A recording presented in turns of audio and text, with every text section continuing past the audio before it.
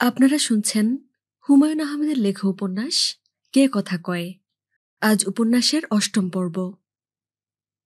কমল তার ঘরের রকিং চেয়ারে বসে দোল খাচ্ছিল। মুনা দরজার পাশ থেকে বললেন, কমল, আসবো? কমল জবাব দিল না, আগের মতোই দুলতে থাকল। মুনা ঘরে ঢুকলেন, ছেলের ডান পাশে রাখা সাইড টেবিলে বসলেন। কমলের দিকে তাকিয়ে বললেন, তুমি যদি দোলা বন্ধ করো তাহলে তোমার সঙ্গে কিছুক্ষণ গল্প করতে পারি। এখন গল্প করব না। গল্প না, তোমাকে আমার কিছু জরুরি কথা বলা দরকার। কমল বলল, ওন টন। এর মানে কি? কমল বলল, এর মানে নট নাও। মুনা বললেন, কথাটা আমার এখনই বলা দরকার। তাহলে বলো, কিন্তু আমি দোলা বন্ধ করব না। তুমি নাকি তোমার বাবাকে বলেছ মতিন নামের লোকটিকে ছাড়া তুমি কোথাও যাবে না? হুম। কেন? বাবাকে এক্সপ্লেইন করেছি। আমাকেও করো, তোমার মুখ থেকেই তোমার এক্সপ্লেনেশন শুনতে চাই। এক কথা বারবার বলতে ইচ্ছা করে না। তুমি এক কথা বারবার বলো। এখন বলবো না, এখন আমি অন্য একটা জিনিস নিয়ে চিন্তা করছি। জিনিসটা কি? হিলবার্টস হোটেল প্যারাডক্স। হিলবার্টের হোটেলে আছে অসীম সংখ্যার রুম, প্রতিটি রুমে একজন অতিথি আছে। তখন হঠাৎ করে আরও অসীম সংখ্যার অতিথি উপস্থিত হলো। তারা কোথায় থাকবে? মা, তুমি বলো, তারা কোথায় থাকবে? মুনা হতাশ গলায় বললেন, তারা অন্য হোটেলে যাবে। কমল বলল, না, কারণ আলফা নাল প্লাস আলফা নাল সমান সমান আলফা নাল, আবার আলফা নাল গুণন আলফা নাল সমান সমান আলফা নাল। আলফা নাল কি? আলফা শব্দ এসেছে হিব্রু আলেফ থেকে। আলফা নাল হলো যেখানে সব স্বাভাবিক সংখ্যা আছে। ম্যাথমেটিশিয়ান ক্যান্টর এটা বের করেছিলেন। মা, বোর্ডে লিখব? মুনা কিছু বললেন না। কমল উৎসাহের সঙ্গে বোর্ডের সামনে দাঁড়ালো, হাতে লাল চক নিয়ে লিখতে লাগল। মুনা দীর্ঘ নিঃশ্বাস ফেললেন। বোর্ডের দিকে তাকিয়ে থাকার আর অর্থ হয় না, চলে যাওয়াও যাচ্ছে না। কমল মন খারাপ করবে। বিদঘুটে লেখাগুলো লিখে সে যে আনন্দ পাচ্ছে তা বোঝা যাচ্ছে। তার চোখ ঝলমল করছে, তাকে দেখাচ্ছেও সুন্দর। একজন খুদে মাস্টার চক ডাস্টার হাতে দাঁড়িয়ে আছে, ছড়ার সেই কানাই মাস্টার। কমল মার দিকে তাকিয়ে বলল, মা, ইন্টারেস্টিং না? মুনা হাসূচক মাথা নাড়লেন। কমল বলল, এর চেয়ে ইন্টারেস্টিং জিনিস দেখবে? এর চেয়ে ইন্টারেস্টিং জিনিসও আছে। অবশ্যই আছে। এখন আমি একটা সিরিজ লিখব, সিরিজটা মন দিয়ে দেখো। কমল বোর্ডের এক মাথা থেকে আরেক মাথা পর্যন্ত একটা সিরিজ লিখল। 1 - 1 + 1 - 1 + 1 - 1। মা, সিরিজটা দেখেছ? হুম। এর উত্তর কত? মুনা বললেন, উত্তর 0, প্লাস মাইনাসে সব কাটাকাটি হয়ে যাচ্ছে। কমল বলল, একই সিরিজ আমি ব্র্যাকেট দিয়ে লিখছি, দেখো কি হয়। এর উত্তর কত মা? কমল ব্র্যাকেট দিয়ে লিখল। মুনা বললেন, 1। কমল বলল, এখন কি মজাটা বুঝতে পারছো মা? একই সিরিজের উত্তর একবার হচ্ছে 0 আর একবার হচ্ছে 1। অদ্ভুত না? মুনা হাসূচক মাথা নাড়লেন। কমল বলল, 1 যদি হয় বাতি জ্বলা আর 0 যদি হয় বাতি নেভা, তাহলে কি হয়? এই সিরিজটা অগ্রসর হচ্ছে, বাতি জ্বলছে বাতি নিভছে। আমরা পুরোপুরি কখনো বলতে পারবো না বাতি জ্বলছে না নিভছে। মুনা বললেন, তোমার এইসব শুনে আমার মাথা ধরে যাচ্ছে। তুমি বাতি জ্বালাতে থাকো, নিভাতে থাকো, আমি ঘুমোতে গেলাম। সালে ইমরান তার স্টাডি রুমে টিভি ছেড়ে বসেছেন, দেখছেন CNN। টিভিতে একদল সন্ত্রাসীকে দেখাচ্ছে। তারা রাশিয়ার একটা স্কুলের একদল ছাত্রকে আটকে রেখেছে, হুমকি দিচ্ছে সবাইকে মেরে ফেলা হবে। তবে তাদের দলের যে কজন রাশিয়ার কারাগারে আছে তাদের ছেড়ে দিলে এই কাজটা তারা করবে না। সালে ইমরান ভেবেই পাচ্ছেন না, একদল অবোধ শিশুকেও কেউ জিম্মি করতে পারে। ঘটনা কোন দিকে মোড় নেয় দেখার জন্য তিনি আজ প্রায় সারাদিনই টিভির সামনে বসেছিলেন। তার ধারণা শেষ পর্যন্ত প্রতিটি শিশুই মুক্তি পাবে। শিশুদের বাবা মারা বাইরে অপেক্ষা করছেন। তারা যখন তাদের বাচ্চাদের ফিরে পাবেন তখন যে আনন্দময় পরিবেশ হবে সেটা দেখার জন্যই সালেহ ইমরান অপেক্ষা করছেন। তার ধারণা এই দৃশ্যটি হবে জগতের মধুরতম কিছু দৃশ্যের একটি। রাত 11টা। মুনা স্টাডি রুমের দরজা ধরে দাঁড়ালেন। দরজায় টোকা দিলেন। সালেহ ইমরান টিভির পর্দা থেকে দৃষ্টি সরিয়ে স্ত্রীর দিকে তাকালেন। মুনা বললেন, তুমি ঘুমোবে না? সালেহ ইমরান বললেন, তুমি শুয়ে পড়ো, আমার দেরি হবে। মুনা বললেন, তোমার সঙ্গে কিছু কথা ছিল। আগামীকাল শুনি। যে কথা এখন বলতে চাচ্ছি আগামীকাল তা নাও বলতে ইচ্ছা হতে পারে। কথাগুলি কি খুবই জরুরি? হ্যাঁ, জরুরি। খুব জরুরি কিনা তা জানি না, তবে জরুরি। সালেহ ইমরান বললেন, কথাগুলি কি এখানেই বলবে নাকি আমাকে বিশেষ কোনো জায়গায় যেতে হবে? মুনা বললেন, এখানেও বলতে পারি, আমার কোনো অসুবিধা নেই।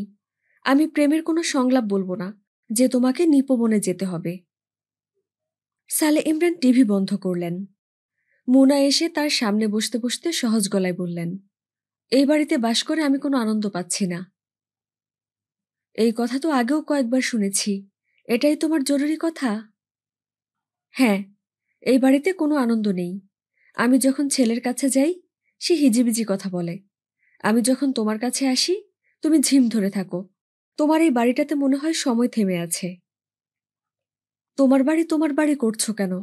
বাড়িটা তো তোমারও। মুনা বললেন, এই বাড়িটাকে কখনো আমার নিজের বাড়ি মনে হয়নি। বাড়িটাকে আমার হোটেলের মতো লাগে, যে হোটেলে আমি গেস্ট হিসেবে থাকতে এসেছি। মেয়াদ শেষ হলে বিল মিটিয়ে চলে যাব। বিল মেটাতে চাচ্ছ? মুনা বেশ কিছু সময় চুপ করে থেকে বললেন, হ্যাঁ, চাচ্ছি। সালেহ ইমরান বললেন, কমল? কমলের কি হবে? সে থাকবে তোমার সঙ্গে। তোমাকে সে আমার চেয়ে অনেক বেশি পছন্দ করে। তাছাড়া তার পাশে কে আছে কে নেই এটাকে সে কোনোরকম গুরুত্বের সঙ্গে বিবেচনা করে না। মুনা উঠে দাঁড়ালেন। সালেহ ইমরান বললেন, তোমার কথা শেষ? মুনা বললেন, হ্যাঁ, শেষ। এখন তুমি টিভি ছাড়তে পারো। চা বা কফি লাগবে? পাঠাতে বলবো? সালেহ ইমরান বললেন, তোমার কথার সারমর্ম কি?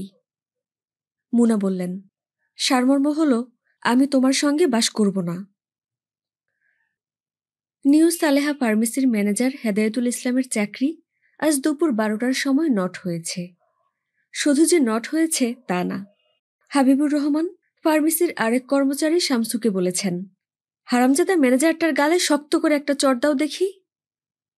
শামসু চড় দেয়নি। সে মাথা নিচু করে সামনে থেকে বিদায় হয়েছে। হেদায়েতুল ইসলামের চাকরি যাওয়ার কারণ, সে মাঝে মধ্যেই রাতে ফার্মেসিতে থেকে যেত। গভীর রাতে নিশিকন্যাদের আনাগোনা হতো। ব্যাপারটা অনেকদিন থেকেই চলছিল। হাবিবুর রহমান ধরতে পারেননি, আজই ধরা পড়েছে। হাবিবুর রহমান মোহাম্মদপুর বাজার থেকে কাঁচা বাজার করে ফিরেছেন, গরমে ঘেমে অস্থির। তিনি কিছুক্ষণ ফ্যানের বাতাস খাবার জন্য ফার্মেসির পেছনের ঘরটায় ঢুকলেন। ফ্যান ছেড়ে দিলেন। তখন তার চোখে পড়ল বালিশের কাছে কালো কি যেন ঝলমল করছে। হাতে নিয়ে দেখেন কন্ডোমের খোলা প্যাকেট। তিনি ডেকে পাঠালেন শামসুকে। সে রাতে ফার্মেসির মেঝেতে তোশক বিছিয়ে ঘুমায়। শামসু এসে সামনে দাঁড়ালো।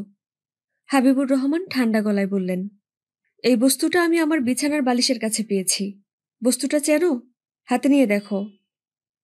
শামসু হাতে নিয়ে বলল, চিনি স্যার। এই বস্তু আমার ঘরে এলো কিভাবে? ঠিকমতো জবাব দিবে। বলো কিভাবে এসেছে? কে এনেছে? কে এই জিনিস ব্যবহার করেছে? আমি জানি না স্যার। কে জানে? ম্যানেজার সাহেব জানে। ম্যানেজার সাহেব কাল রাতে এখানে ছিল? জি স্যার। কোনো মেয়ে এসেছিল তার কাছে? জি স্যার। কোন মেয়ে? নাম জানি না স্যার, আজে বাজে মেয়ে। ম্যানেজার কি প্রায়ই ফার্মেসিতে থেকে যেত? জি স্যার। আমাকে আগে বলনি কেন? ম্যানেজার সাহেব বলতে নিষেধ করছিলেন। আচ্ছা তুমি যাও, ম্যানেজারকে পাঠাও। হেদায়েতুল ইসলাম এসে মাথা কাত করে দাঁড়িয়ে রইল। হাবিবুর রহমান ভেবে পেলেন না, এত বড় একটা বদমাশ এতদিন বদমায়েশি করে যাচ্ছে। তিনি কিছুই বুঝতে পারেননি, উল্টো তার বিয়েও ঠিক করে ফেলেছেন। তোমার চাকরি নট। জি আচ্ছা স্যার। ক্যাশের চাবি আমার কাছে দিয়ে বিদায় হও। জি আচ্ছা। 1 তারিখ এসে ভাঙতি মাসের বেতন নিয়ে যাবে। হেদায়েতুল ইসলাম পিচ করে তার পায়ের কাছে থুথু ফেলে বলল, বেতন লাগবে না। হাবিবুর রহমানের এই পর্যায়ে ধৈর্যচ্যুতি হল। তিনি শামসুর দিকে তাকিয়ে বললেন, হারামজাদা ম্যানেজারটার গালে শক্ত করে একটা চড় দাও দেখি। শামসু চড় দেয়নি, মাথা নিচু করে বের হয়ে গেছে। শামসুটাও বদমাস, তাকেও বিদায় করা উচিত। একসঙ্গে সব বিদায় করলে তিনি চলবেন কিভাবে? এই তো এখনই শামসুকে লাগবে, বাসায় বাজার পাঠাতে হবে। আজ টাটকা মলা মাছ পেয়েছেন। মাছ এখনই না পাঠালে টাটকা মাছ কেনা অর্থহীন হয়ে যাবে। রাতে ফার্মেসিতে কাউকে না কাউকে থাকতে হবে। তার পক্ষে ফার্মেসিতে থাকা সম্ভব না। হঠাৎ করে সালেহার শরীর অতিরিক্ত খারাপ করেছে। একা একা বাথরুমে যেতে পারে না, তাকে ধরে ধরে নিতে হয়। ম্যানেজারের ঘটনা শুনে তার কি রিয়েকশন হয় কে জানে। রোগে ভুগে ভুগে তার মেজাজ হয়েছে অতিরিক্ত খারাপ। সামান্য কারণে এমন হইচই শুরু করে, সালেহাকে মূল ঘটনা বলা যাবে না। ঘটনা অতিরিক্ত নোংরা। বলতে হবে টাকা পয়সা চুরি করেছে বলে চাকরি গেছে। তৌহিদা বেচারির ভাগ্যটা খারাপ যাচ্ছে। কোনো বিয়ে নিয়ে তিনি শেষ পর্যন্ত এগুতে পারছেন না। মনে হয় তাবিজ কবচের কোনো ব্যবস্থা করতে হবে। বিয়ে শাদির জন্য তাবিজ কবচে ভালো তদবির আছে। সবচেয়ে ভালো হতো যদি আজমির শরীফের সুতা এনে বাঁ হাতে পরানো যেত। আজমির শরীফের সুতা মন্ত্রের মতো কাজ করে। শামসু, শামসু কই? শামসু এসে মাথা নিচু করে দাঁড়ালো। হাবিবুর রহমান বললেন, মাছ নিয়ে বাসায় দিয়ে আসো, বলবে ঝালঝাল করে যেন রান্না করে। জি আচ্ছা স্যার। তেলাপিয়া মাছ আছে, তেলাপিয়ার ভাজি। জি আচ্ছা স্যার। মাছ দিয়ে এসে আমার এই ঘরের পাটি ফেলে দিবে, বালিশ ফেলে দিবে। নতুন পাটি নতুন বালিশ কিনে আনবে। জি আচ্ছা স্যার। ডেটলের পানি দিয়ে ঘর ধোবে। জি আচ্ছা স্যার। তুমি নিজেও আমাকে যথাসময়ে খবর না দিয়ে বিরাট অন্যায় করেছ। তুমিও অপরাধী। জি স্যার, অপরাধী। তুমি আগে কানে ধরে 50 বার উঠবস করো, তারপর বাজার নিয়ে যাও।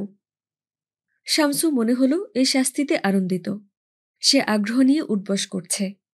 তার চোখ মুখ দেখে মনে হচ্ছে না সে লজ্জা পাচ্ছে। উঠবস করতে তার যে কষ্ট হচ্ছে তাও না। অর্থহীন শাস্তি। হাবিবুর রহমান বিরক্ত মুখে বললেন, ঠিক আছে, আর লাগবে না। এখন মাছ নিয়ে রওনা দাও। হাবিবুর রহমান বাড়ি ফিরলেন সন্ধ্যাবেলায়। শোবার ঘরে ঢুকে তিনি হতভম্ব। সালেহা ছটফট করছে, তার চোখের মনে স্থির, হাত পা শক্ত। হাবিবুর রহমান বললেন, কি হয়েছে? তিনি বড় বড় করে নিঃশ্বাস নিতে নিতে বললেন, কলেমা পড়ো। 4 কলেমা পড়ার দরকার নাই, শুধু কলেমা তৈয়ব। হাবিবুর রহমান বললেন, কলেমা পড়ব কেন?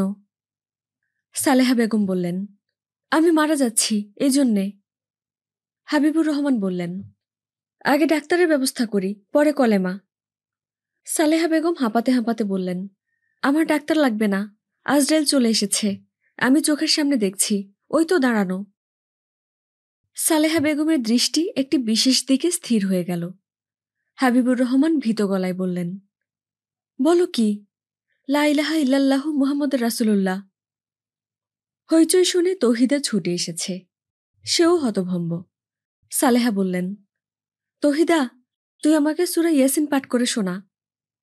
বলেই স্বামীর দিকে তাকিয়ে পিসপিস করে বললেন, ওগো, তুমি আমার হাত ধরে পাশে বসো, আমার মাথা কোলে নাও, আমি তোমার কোলে মাথা রেখে মরব।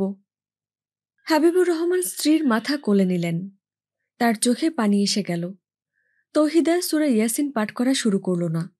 সে সালেহার পায়ের তালুতে সরিষার তেল মালিশ করতে লাগল। সালেহা স্বামীর দিকে তাকিয়ে বিড়বিড় করে বললেন, মরণের সময় আমি যদি তোমার কাছে একটা জিনিস চাই, তুমি কি দেবে? হাবিবুর রহমান ধরা গলায় বললেন, অবশ্যই, অবশ্যই। আল্লাহ পাকের নামে কিরা কাটো। হাবিবুর রহমান আল্লাহর নামে শপথ করলেন। সালেহা বেগম বললেন, আমি তো মারা যাচ্ছি, আমার মৃত্যুর পর তোমাকে কে দেখবে? তুমি বিবাহ করবে, আচ্ছা ঠিক আছে, তোমার মৃত্যুর পর আমি বিবাহ করব, কথা দিলাম। এখন শান্ত হও। যে কোনো মেয়ের হাতে আমি তোমাকে দিব না। আমি নিজে পছন্দ করে তোমার বিয়ে দেব। তুমি বিয়ে করবে তৌহিদাকে। আমি তাকে জিজ্ঞেস করেছিলাম, তার মত আছে। হতভম্ব হাবিবুর রহমান বললেন, এইসব কি বলো? সালেহা হাঁপাতে হাঁপাতে বললেন, তুমি আল্লাহর নামে কিরা কেটেছ, ভুলে যেও না। এক স্ত্রী থাকতে দ্বিতীয় বিবাহ হয় না। স্ত্রীর অনুমতি থাকতে হয়। আমার অনুমতি আছে। আমি তোমার বিয়েতে সাক্ষী হব। তুমি শান্ত হও, আমি অ্যাম্বুলেন্সের ব্যবস্থা করি। সালেহা বললেন, অ্যাম্বুলেন্স না, তুমি কাজের ব্যবস্থা করো, এখন যাও। আমি আর বেশি সময় নাই।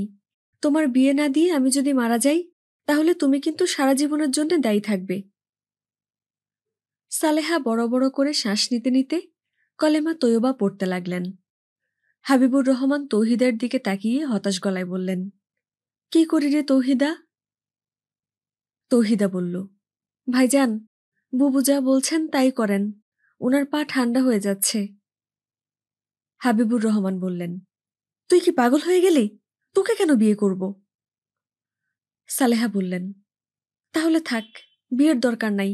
আমাকে তোমরা বিদায় দাও। সালেহার খিঁচুনি শুরু হলো।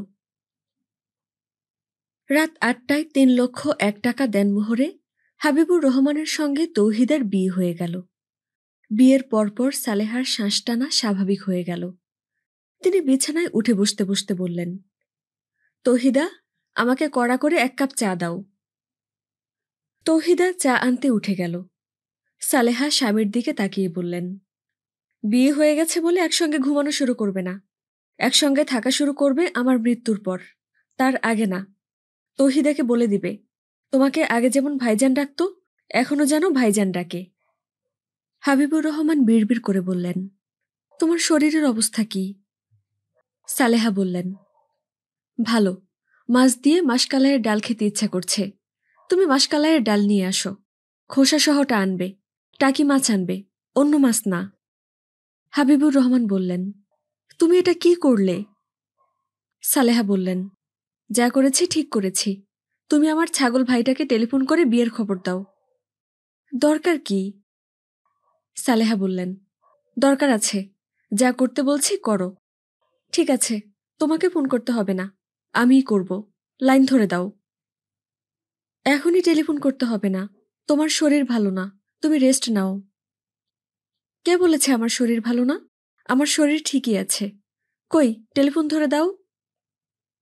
হাবিবুর রহমান টেলিফোনে মতিনকে ধরে রিসিভার এগিয়ে দিলেন। সালেহা বললেন, কে? মতিন?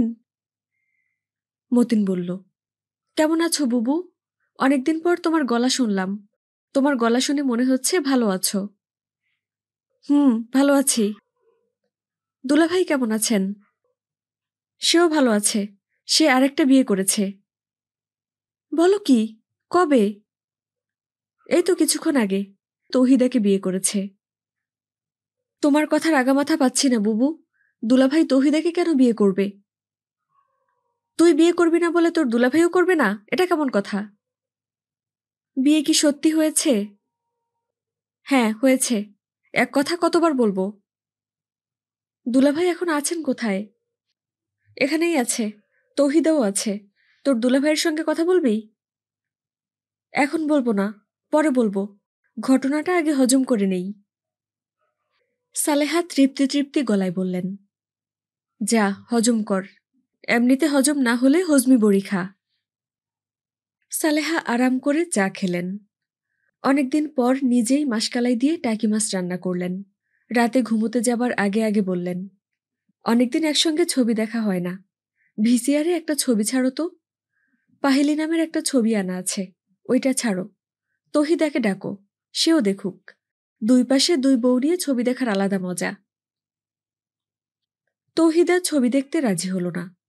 সালেহা অনেক রাত পর্যন্ত স্বামীর সঙ্গে ছবি দেখলেন।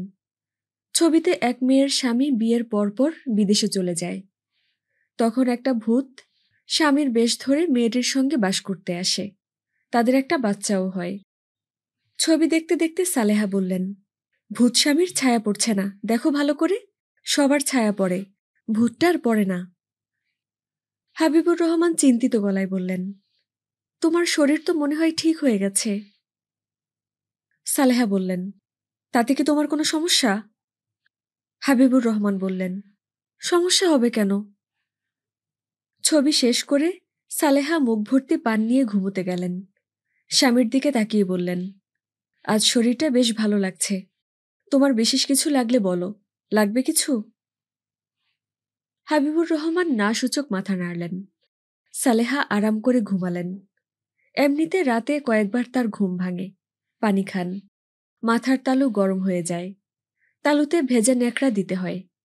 আজ রাতে সেসব কিছুই হলো না। তবে হাবিবুর রহমানের এক ফোঁটা ঘুম হলো না। তিনি সারা রাত স্ত্রীর পাশে জেগে বসে রইলেন। মনে মনে মন্ত্র জপের মতো বলতে লাগলেন, ভুল করেছি, বিরাট ভুল, আকাশ পাতাল ভুল। স্ত্রীর প্ররোচনায় সব স্বামী এরকম ভুল করে। আদম আলাইসাল্লামকে গন্ধম কে খাইয়েছে? বিবি হাওয়া। তৌহিদাও জেগে রইল। সে তার ঘরের বাতি জেলে তাকিয়ে থাকল সিলিং ফ্যানের দিকে। সিলিং ফ্যানে শাড়ি ঝুলিয়ে মেয়েরা ফাঁস নেয়। তার নিজের মাও এই কাণ্ড করেছিলেন। আদর্শ মায়ের আদর্শ মেয়ে হিসেবে এই কাজটা কি সে করতে পারে না? শাড়ি কিভাবে গলায় পেঁচায়? মতিন ভাইয়ের সঙ্গে বিয়ে ঠিক হবার পর তার জন্য একটা বিয়ের শাড়ি কেনা হয়েছিল। ওই শাড়িটা গলায় পেঁচালে হয় না? কেন হবে না? অবশ্যই হয়। সাহস করে পেঁচিয়ে দিলেই হলো। ভোরবেলায় তৌহিদাকে পাওয়া গেল সম্পূর্ণ অপ্রকৃতিস্থ অবস্থায়। তার গায়ে পেটিকোট ছাড়া কোনো কাপড় নেই। পরনের শাড়ির একটা মাথা ফ্যানের সঙ্গে ঝুলছে, অন্য মাথা বিছানায়।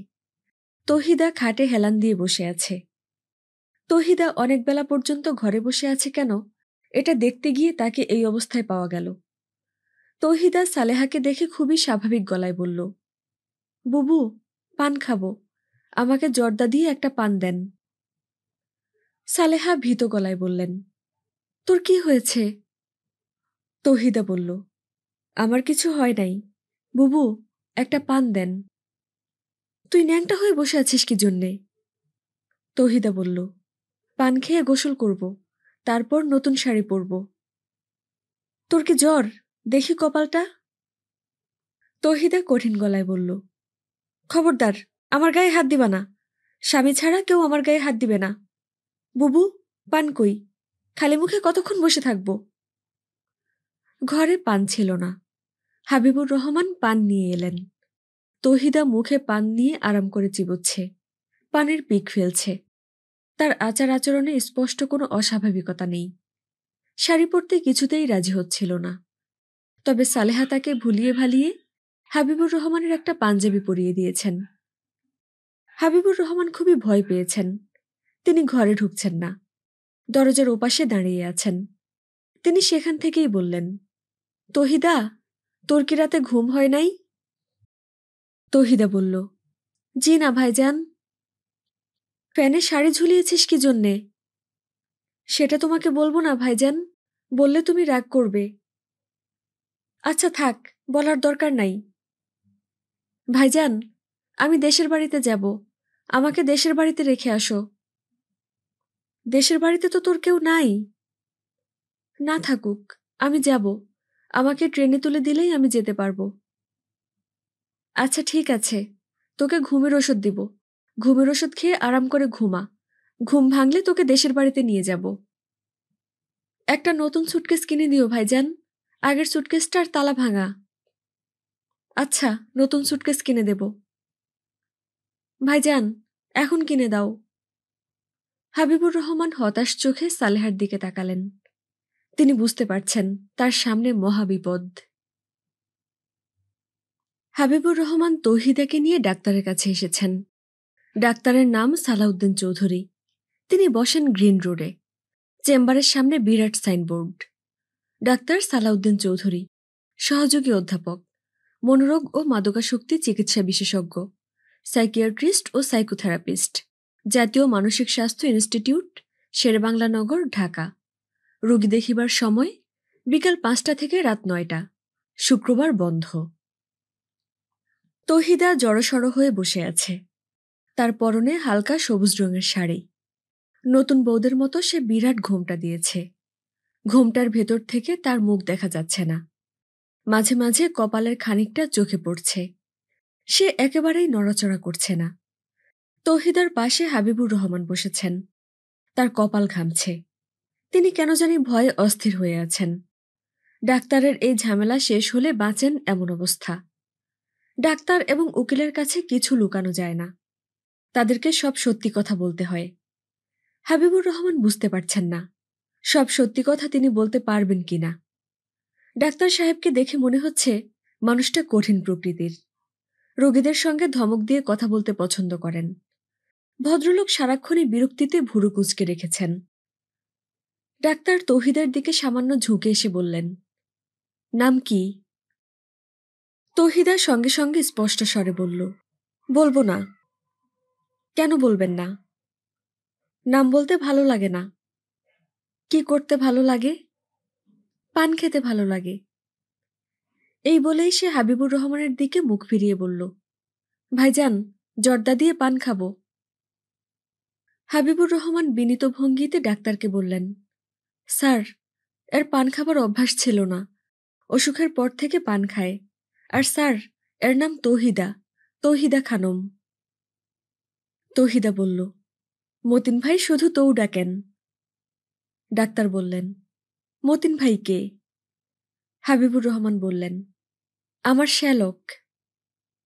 ডাক্তার বললেন, আপনার বাসায় তার যাতায়াত আছে? জি আছে, তবে কম, মাসে 2 মাসে একবার। ডাক্তার তৌহিদার দিকে তাকিয়ে বললেন, মতিন সাহেবকে কি আপনার ভালো লাগে? তৌহিদা বলল, আমি পান খাবো, জর্দা দিয়ে পান খাবো। আপনার এখানে পান নাই? ডাক্তার হাবিবুর রহমানের দিকে তাকিয়ে বললেন, আপনি একটা কাজ করুন, জর্দা দেয়া পান কিনে আনুন। পান কিনে এনে ওয়েটিং রুমে অপেক্ষা করবেন। আমি না ডাকা পর্যন্ত আসবেন না। আমি ততক্ষণ রোগীর সঙ্গে কথা বলবো। হাবিবুর রহমান স্বস্তির নিঃশ্বাস ফেলে উঠলেন। তিনি ভয়ে ভয়ে ছিলেন কখন ডাক্তার জিজ্ঞেস করে বসে, রোগী কি বিবাহিত? কার সঙ্গে বিবাহ হয়েছে? বিবাহ কবে হয়েছে?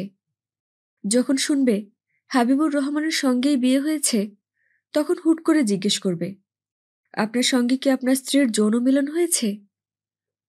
মানসিক রোগের ডাক্তারদের মুখের কোনো পর্দা থাকে না।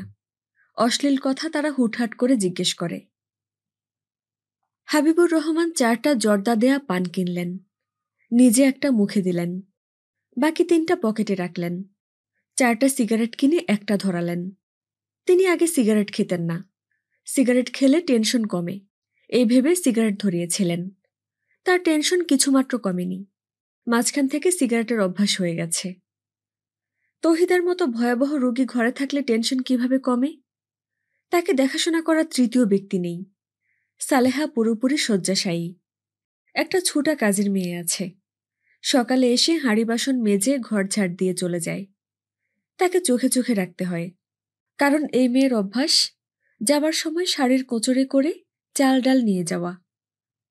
গত 7 দিন থেকে হাবিবুর রহমানের ঘরে রান্নাবান্না হচ্ছে না। তৌহিদার এই অবস্থা, কে রাঁধবে? হাবিবুর রহমানের ব্যবসা বাণিজ্য মাথায় উঠেছে। বেশিরভাগ সময় তাকে বাসায় থাকতে হয়। যখন বাইরে যান, তখন তৌহিদাকে তার ঘরে তালাবন্ধ করে যান। তৌহিদা তাতে কোনো আপত্তি করে না। সে আগে যেমন শান্ত মেয়ে ছিল, এখনো তাই আছে। যত শান্তই হোক, মাথা খারাপ মানুষের কোনো ঠিক নেই। কোনো একদিন দেখা যাবে কাপড় চোপড় ছাড়া রাস্তায় বের হয়ে পড়েছে।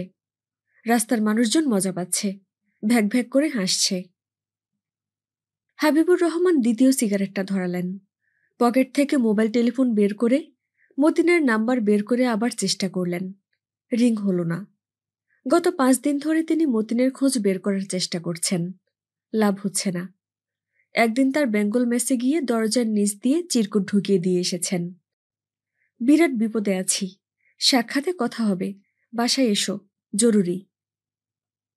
তারপরেও মতিন আসেনি। বিপদের সময় আত্মীয় স্বজন না এলে কখন আসবে? জন্মদিনের অনুষ্ঠানে? মতিনের সন্ধান পাওয়া গেলে তাকে কিছুদিনের জন্য স্থায়ীভাবে বাসায় এনে রাখা যেত। তার সঙ্গে পরামর্শ করা যেত। পরামর্শ করার জন্যে নিজের লোক লাগে, যার তার সঙ্গে পরামর্শ করা যায় না। পরামর্শ করার বিষয় অনেক আছে। হাবিবুর রহমান অনেক ঝামেলা করে লৌহজংয়ের কবিরাজ ঋষিকেশ ভট্টাচার্য সাহেবের কাছ থেকে পাগলের তেল আনিয়েছেন। তেলের নাম উন্মাদ ভগ্গন কনক তৈল। এই তেল তৌহিদার মাথায় দেয়া যাবে কিনা তা নিয়ে পরামর্শ। তেল মাথায় দেওয়ার আগে মাথার সব চুল ফেলে দিতে হবে। এটা করা কি ঠিক হবে? তিনি সালেহার সঙ্গে পরামর্শ করেছিলেন।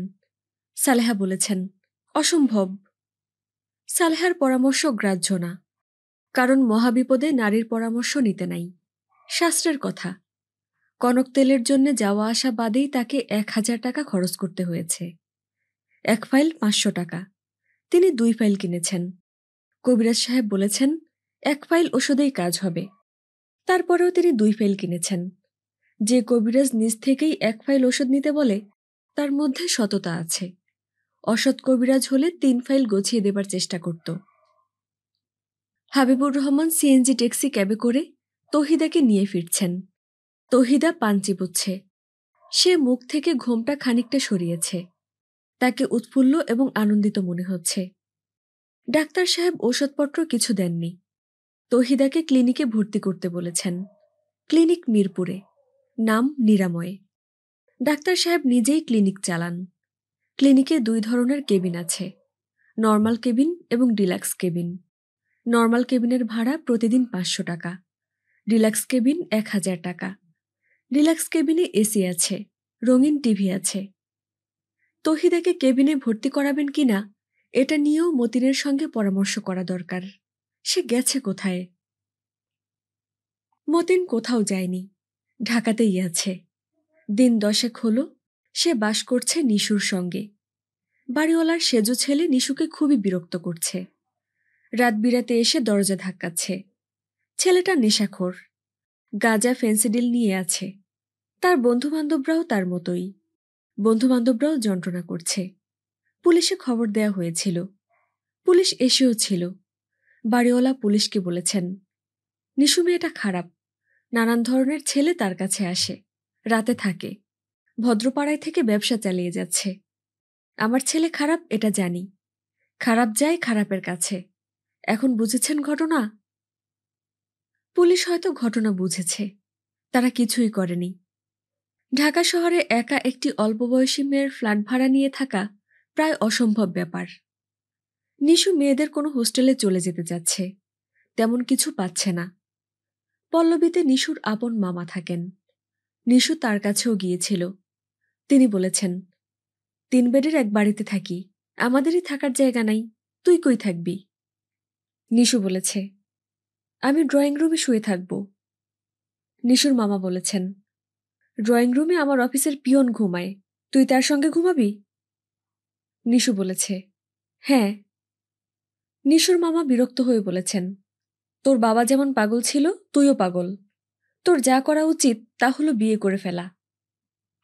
নিশু বলল, আমি রাজি আছি, আমাকে বিয়ে দিয়ে দাও। আমি আজই বিয়ে করব। গুন্ডা পান্ডাদের যন্ত্রণা আর নিতে পারছি না। নিশু ধৈর্যের শেষ সীমায় পৌঁছেছে। এখন তার প্রধান কাজ সকাল থেকে সন্ধ্যা পর্যন্ত লেডিস হোস্টেলে সিট খোঁজা। সে ডাবলিং ট্রিপলিং সবকিছুতেই রাজি আছে।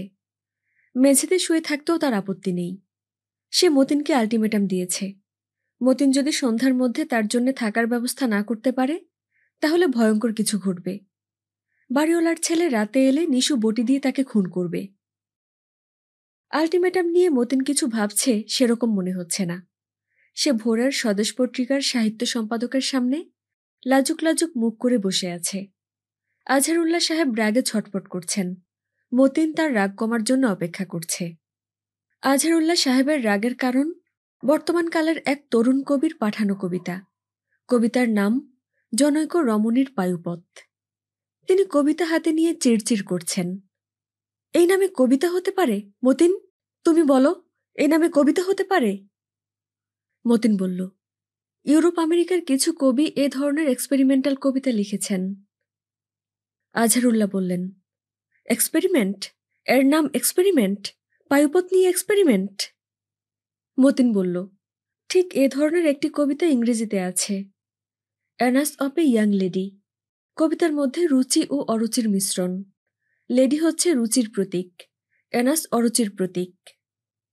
চুপ করো। জি আচ্ছা স্যার, চুপ করলাম। চা খাবে? চা খাবো না, কফি খাবো। আজহারউল্লাহ সিগারেট ধরালেন। তার রাগ সামান্য কমল। তিনি মতিনের দিকে তাকিয়ে বললেন, তোমার গল্পগুলি ভালো হয়েছে। মতিন বলল, আমার গল্প না স্যার, নদ্দিউ নতিম সাহেবের গল্প। আজহারউল্লাহ বললেন, আমার সঙ্গে ফাজলামি করবে না। আমি তোমার ইয়ার দোস্ত না, তোমার দুলাভাইও না। তুমি গল্পগুলি ভালো লিখেছ, তবে লাভ নাই। লাভ নাই কেন স্যার?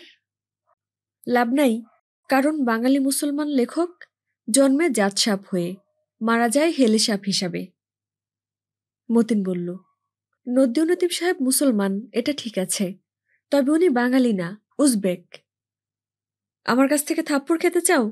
থাপ্পড় দিয়ে চাপার লুজ দাঁত ফেলে দেব। মতিন হেসে ফেলল। আজহারউল্লাহ বললেন, কোনো নতুন লেখা এনেছ? মতিন বলল, নদ্দিউ নতিম সাহেবের একটা এক্সপেরিমেন্টাল কবিতার অনুবাদ এনেছি। চাইনিজরা যেমন উপর থেকে নিচে লেখে, তিনি এইভাবে কিছু কবিতা লিখেছেন, পক্ষী বিষয়ক রচনা। মতিন টেবিলের উপর লেখা রাখল। আজহারউল্লাহ সাহেব লেখা হাতে নিলেন। আজহারউল্লাহ বেশ কিছুক্ষণ মতিনের দিকে তাকিয়ে বললেন, তুমি আর আমার এখানে আসবে না, বিদায় হও। কফি খেয়ে যাই? আজহারউল্লাহ বললেন, না। মতিন উঠে দাঁড়াল। ভোরের স্বদেশ পত্রিকা অফিস থেকে বের হয়ে মতিন ঘড়ি দেখল, 11:25। তার মনে হল বিজ্ঞান এখনো যথেষ্ট অগ্রসর হয়নি। এখনো মানুষকে ঘড়ি দেখতে হয়, শার্টের হাতা গুটিয়ে রিস্টওয়াচ চোখের সামনে ধরতে হয়। রাতে আরও সমস্যা, বাতি জ্বালাতে হয়। বিজ্ঞান এত কিছু করেছে, কিন্তু মানুষকে ঘড়ি দেখার ঝামেলা থেকে মুক্ত করতে পারছে না কেন? মানুষের শরীরের ভেতর বিজ্ঞানীর একটা ঘড়ি ঢুকিয়ে দেবেন, সেই ঘড়ি মানুষকে সময় দিতে থাকবে। ঘড়ি বন্ধ হবে মৃত্যুর সময়। আকাশ নীল, কড়া রোদ উঠেছে। এই রোদের নাম ছাতা রোদ। ছাতা ছাড়া এই রোদে যাওয়া যায় না। বিজ্ঞানীরা মানুষকে এখনো ছাতামুক্ত করতে পারেনি, তাদের আরেক ব্যর্থতা। বিজ্ঞানীদের উপর মেজাজ খারাপ করে মতিন হাঁটছে। সে কল্পনা করে নিচ্ছে এখন সন্ধ্যার শুরু। গাছের ছায়া হয়েছে দীর্ঘ, বাতাসে শীতের আমেজ। দু একটা বাড়িতে সন্ধ্যার আলো জ্বলছে। তার একটা কবিতা মনে পড়ল, a stranger came to the door at eve. কবিতাটা কার লেখা? মতিন নাম মনে করতে পারছে না। কবিতা মুখস্থ, অথচ কবির নাম মনে আসছে না। এই ধরনের সমস্যা মতিনের ঘন ঘন হচ্ছে। কবির নাম মাথার ভেতর আছে, নামে আর অক্ষরটা আছে, শুধুমাত্র আর অক্ষর জ্বলজ্বল করছে, আর কিছু না। দারুণ অস্বস্তিকর অবস্থা। নিশুকে টেলিফোন করলেই অস্বস্তির হাত থেকে বাঁচা যায়। সে সঙ্গে সঙ্গেই কবির নাম বলবে। নিশুকে টেলিফোন করা যাচ্ছে না, কারণ মতিনের মোবাইল কাজ করছে না। এখন কি করা যায়? কোথাও শান্তিমতো কয়েক কাপ কফি খেলে হতো। কফিতে মস্তিষ্ক উজ্জীবক পদার্থ আছে। সেই পদার্থ শরীরে বেশ খানিকটা ঢুকিয়ে দিলে হয়তো আর এর সঙ্গের অন্য দু একটা অক্ষর ভেসে উঠবে। মতিন একটা ট্যাক্সি নিয়ে নিল। কফি খাওয়ার জন্যে সে মতিঝিল থেকে যাচ্ছে গুলশানে, সালে ইমরান সাহেবের অ্যাসিস্ট্যান্ট আহমেদ ফারুকের অফিসে। এই বিষয়টাও রহস্যময়। মতিঝিলের অনেক দোকানেই কফি পাওয়া যায়, কফির জন্যে গুলশানে যেতে হয় না। কিন্তু সে যাচ্ছে। কেন যাচ্ছে? তার মস্তিষ্ক কি প্রোগ্রাম সেট করে রেখেছে? কফির তৃষ্ণা একটা অজুহাত ছাড়া কিছু না। এসির কল্যাণে গাড়ির ভেতর আরামদায়ক শীতলতা। গাড়ির ড্রাইভার বলল, গান দিব স্যার? মতিন বলল, না। তার মাথায় কবিতার পরের 4টা লাইন ঘোরাঘুরি করছে। মতিন চোখ বন্ধ করে আছে। আর অক্ষরের সঙ্গে আরেকটা অক্ষর এসেছে, বি। এখন মনে হয় অন্য অক্ষরগুলিও আসতে শুরু করবে। এই তো আরেকটা এসেছে, ও। এই 3 অক্ষর নিয়ে খেলতে খেলতে অন্য অক্ষরগুলো নিশ্চয়ই চলে আসবে। খেলা শুরু হোক। বি ও আর, অথবা ও আর বি, আর ও বি। আরও কিছু কি হয়? কমল বলতে পারত। এই ছেলে এইসব খেলায় ওস্তাদ। ঘটনা ঘটনি নিয়ে কি বিশাল খেলা ফেঁদেছিল। আহমেদ ফারুক অবাক হয়ে বললেন, আপনি? মতিন বলল, কফি খেতে এসেছি। আপনার এখানে কি কফি আছে? কফি অবশ্যই আছে। আপনি কফি খেতে আমার কাছে এসেছেন, এটা বিশ্বাসযোগ্য না। মতিন বলল, আমার কাছেও বিশ্বাসযোগ্য না। আমার অফিসের ঠিকানা কোথায় পেলেন? জোগাড় করে রেখেছিলাম। কোত্থেকে জোগাড় করেছেন? যে হাসপাতালে কমলের চিকিৎসা হয়েছিল তাদের কাছ থেকে জোগাড় করেছি। কবে জোগাড় করেছেন? আজ? আজ না। কবে? মতিন বলল, কবে ঠিকানা জোগাড় করেছি এটা জানা কি জরুরি? আহমেদ ফারুক বললেন, জরুরি না, কৌতূহল। মতিন বলল, যেদিন কমলের চিঠিটা পড়লাম, চিঠিতে তার সিক্রেট জানলাম সেদিন। আহমেদ ফারুক বললেন, তার মানে আপনি কমলের সিক্রেট নিয়ে আমার সঙ্গে কথা বলতে এসেছেন? মতিন স্বস্তির নিঃশ্বাস ফেলে বলল, আপনার কথা শুনে এখন আমারও সেরকমই মনে হচ্ছে। কফি দিতে বলুন। কফিতে চুমুক দেওয়ার সঙ্গে সঙ্গে মতিনের মাথায় আরেকটা অক্ষর চলে এলো, টি। এখন এই 4টি অক্ষরকে নানাভাবে সাজানো যায়। ROBT, BORT। আহমেদ ফারুক বললেন, শুরু করুন। মতিন বলল, কি শুরু করব? যে কথা বলতে এসেছেন সেই কথা। মতিন 4 অক্ষরের খেলা বাদ দিয়ে আহমেদ ফারুকের দিকে তাকিয়ে বলল, আপনার ঘাড়ে কি কোনো জন্মদাগ আছে? তার মানে? আছে কিনা সেটা বলুন। কমলের সিক্রেটের সঙ্গে আমার ঘাড়ে জন্মদাগ আছে কিনা তার সম্পর্ক কি? মতিন সিগারেট ধরাতে ধরাতে বলল, কমল একটা বইয়ে পড়েছে, কিংবা ইন্টারনেট থেকে পেয়েছে, পিতার শরীরের জন্মদাগ সন্তানের শরীরে আসে।